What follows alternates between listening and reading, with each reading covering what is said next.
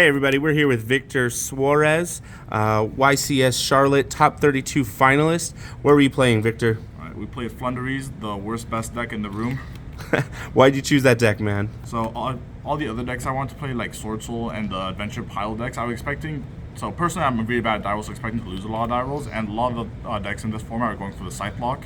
And this is a deck that just doesn't lose to Scythe. So every time I'd go into a Pile deck matchup, and they Scythe me turn one, I'm like, cool, you've spent all your resources, I will now just play, and then it's like winning the die roll every time because you just don't lose to their end board. Absolutely makes sense. All right, show us this deck list, man. All right, step one, the 29 mandatory Floowandereeze cards. The second street isn't mandatory, but you should have to play 10 small birds. It's usually the best ratio, like math-wise, for opening playable. A second street can be a DD Crow, or you can cut this card and one of the tech cards down if you want to go down to 40. I'm playing 42. That's the only questionable thing here. You have to play all these cards because you only have so many starters. The barrier statue, I think, is a big contention point for how people play the deck. You have to play the barrier statue, but the manner about which you go about your first turn matters a lot, because I see a lot of people turboing out Empen and barrier statue, when really you should be turboing out Empen, try getting like a Toucan or a Stri for extra resources on their turn first. And then if the game set allows, you grab the barrier statue on their turn once they've committed the resources that would out the barrier statue.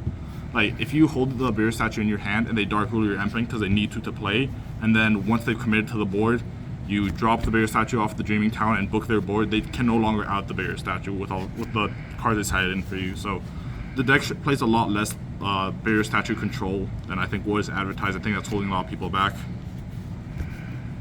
So then we have 4 tribute summons. I based this list a lot off of Hanko Chow's top 4 lists originally. He played 1. I disagree with that mentality. I think this deck is a lot less of a control deck and more of a mid-range deck. You need the second Empen to get extra resources on their turn to then kill them on the next ones. Like, if you hard draw any of these 3 tribute summons, during your combo, you can summon an extra Empen during your turn, tribute off for Raiza, because Raiza can just tribute 1 tribute summon monster, and that way you have like the extra Unexplored wins for your own turn when you start, so you can just win the game.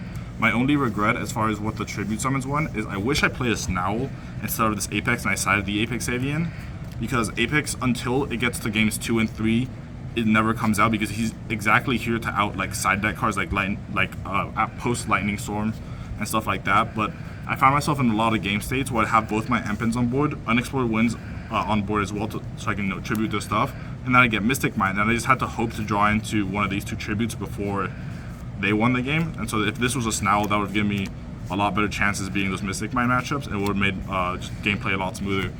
And my only qualm with Snowl is that it doesn't book tokens right now, but he is also the only proactive Floowandereeze interruption, because this deck plays a lot like Orchest. Once they combo, you know, like 3 cards out of the 4 cards in their hand, and you know all the interruptions. And Snowl is the only card that will sit on board, and you get to choose when to trigger. Everything else is very responsive to what your opponent does. So this probably should have been a Snowl, and this should have been in the side deck. Awesome. Then we play all the really good Floowandereeze cards: 3 map, 3 advent, 2 unexplored wins, and a Dreaming Town. Okay. This is all super standard. The only thing out of the ordinary here is the second unexplored wins. So when I was prepping for this tournament, I acknowledged that Floowandereeze's biggest weakness is going second, and and whenever you land a unexplored wins going second, it basically wins you the game. Another thing is the mentality of how you play this deck. I believe going second, searching Raiza is quite like a bait. You should really just be going for like trying to summon Empen 3 times in your opponent's turn, because Empen isn't once per turn. So once you stick this, you search 3 cards, you've sent 3 cards just like you went first basically. And no, this deck's only really bad going second, so this and a couple other main deck techs really mattered. You don't need to play more one of this. This is infinitely recyclable. You don't want to open it except in like the mirror. And the counter trap I don't believe is good, because it loses to every side card under the sun. So this is what you do as far as that. 6 broken cards. These cards are amazing. Pots are pretty broken. Yeah, pots are good. I would consider playing Extravagance on top of these if you're really feeling like you're not seeing enough like consistency, but you start to actually clog on pot cards. And yeah, this is infinitely better than Extravagance, especially if you're paying for a big tournament like this. So I played Dark Rulers in the main, and so this is again on the I'm going to lose the die roll into the 60 card 4 negate board. no one ever negates Power Prosperity turn 1, and you have a really high chance of seeing a Dark Blue and just blowing them out from there. So that's that. And then the other tech cards. This is the single worst card in my main deck. We'll get to that. This is the single best card in my main deck. This should have been something else. I resolved this like 4 times the entire tournament. So in order, Call by the Grave, I just didn't feel like it did enough. In theory, it's for Lancey and Droll, which I saw none of in the main deck, and this usually comes out whenever you go second. Book of Moon is crazy because its role in the deck plays like an offensive Advent of Adventure. It lets you dodge. It has 3 main forms. It either dodges Infinite Impermanence and Effect Veiler and stuff like that. It trades 1-for-1 with an onboard negate. And there's one more that I just forgot off the top of my head right now. Impermanence, I don't really like it. It didn't feel like the correct hand trap for this event. I feel like if I played a Bell or something else that interacted with the cards off board, it would have been better, but it wasn't horrible. D-Shifter is a card very similar to the Barrier Statue. It's very powerful if you see it, but you don't need to. I resolved it 4 times in the tournament. Once in the mirror when I couldn't side out the third one, I drew it. 2 times into someone who bricked, and then 1 game it actually mattered when I saw it. And that more or less wraps up the main deck, 42 cards. Going forward, I'd probably only cut the Called By and maybe the second Stri down to get down to 40 again, but I only bricked twice the entire tournament, so there aren't a lot of consistency issues. So would you recommend cutting to 40 instead of sticking with the 42? It's mathematically correct, but oftentimes it's the judgment call that brings you back up to 42, and like I don't regret playing 42 for this tournament. So okay, cool. Let's see that extra deck. The all-important extra deck. Realistically, none of these cards mattered.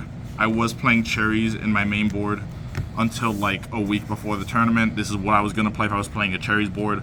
But it comes back to I expect a lot of pile decks. I expected the mirror and I expected the Prankets deck. Cherries doesn't hit those decks hard enough to be worth playing, but this what I would have ordered for cherries if I did. Okay.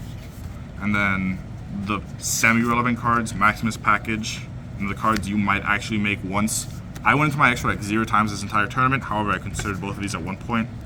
There was a game state where my opponent had an Underworld Goddess, and my only out was making my own Underworld Goddess, as I already lost my Raiza, but you can see it before I made it. In top 32, I got Drolled. I had the 3-card combo to make the Zeus and put myself on draw bird for game. Then he had the Ogre for the field spell, so it didn't happen. Realistically, you can play 11 blank cards in your extra deck, and it'll be the same thing. And then Okay. Show us that side. Yeah, sideboard, good cards, questionable card, and a broken card. So down the line, DD Crow is the easy 1-for-1 side out for the Barrier Statue. It doesn't do anything ever going second. DD Crow is a searchable hand trap off Robina that also fulfills the same function for Advent of Adventure. Token Collector is crazy. I think every deck in the room except Floowandereeze has some form of token generation. Soulsword does it in an engine, Prankets does it in an engine, any Brave deck does it, Aurora decks do it, so this is crazy. It's also important to note that Empen can normal summon this during your opponent's turn, so it gets around the Floowandereeze restriction that you can't special summon. Droll was exactly for the mirror. I didn't have anything to side into it, and this conveniently was the 1-for-1 swap for the Dimension Shifters. This is just a blowout card game 1. If you see it and you live a turn, which you will because they're under Featherstorm if you didn't brick, you will stack this on top of your deck for the rest of the game and they won't get to play. The only matchup I was scared of, which was a good judgment call, was the set 5 Eldritch deck in the end. So this deck can at most out 1 Floodgate in engine, like 1 goes into 1 Tikaboo through like booking your own card with an Unexplored Winds on board. So you really need these equalizers to play. And if it's like a regular like 37 card like normal trap deck, you're fine, but the Floodgate decks really hurt this deck. There's 2 of them in Top Cut, so I'm glad I made this choice. I didn't run into them, but that was the move for that. And that's 15 side, 42 main, and 15 extra. Awesome, man. That's the deck. So tell us about your day, man. What'd you end up playing against mostly? So as I mentioned, there was 8 pile decks. In order from what I remember, I played an ABC Adventure pile, DDD pile. Oh, sorry, regular DDD. There wasn't a pile. It was a 40-card deck. Despia. The following versions of the 60-card decks: the Tenyi 3-axis, the base, or like the Rose Dragon Synchro one. There was the 2 Prankets piles, a Sky Striker Adventure pile, My two losses in Swiss were to Invoke Dogmatica, which game 3 I just bricked. There was two Eglen, Empen, Book, and a Feather Storm, and I drew unplayable for 3 turns, which happens. This is a bricky deck. We're playing tribute summon monsters, and then the Sky Striker matchup is hard, and I in hindsight misplayed, and yeah. Then my top 32 match was against Adventure Prankets, which is what I had tagged for the most part for the tournament, which is my most favorite matchup. But brick top 32, game 3, opened 3 token collectors and no engine, and eventually I just lost that game. Awesome, makes sense. So if there was anything you could change, if you could do it all again, was there anything you would change about your deck, about how you approach things, anything like that? I think it's exactly the Snowl for the Apex Avian in the side. I'd probably cut like unevenly matched that card. I only resolved it once into like the one Cyber's Eldritch pile I played, and then cutting the call by. So 2 very small changes. I'm very happy with how the deck played, and yeah, there's only so much you can do with the deck because Konami only printed so many Floowandereeze cards. All of them see play except one. There's like 30 mandatory cards in here, but I think in the end it comes down to the mentality about how you play the deck.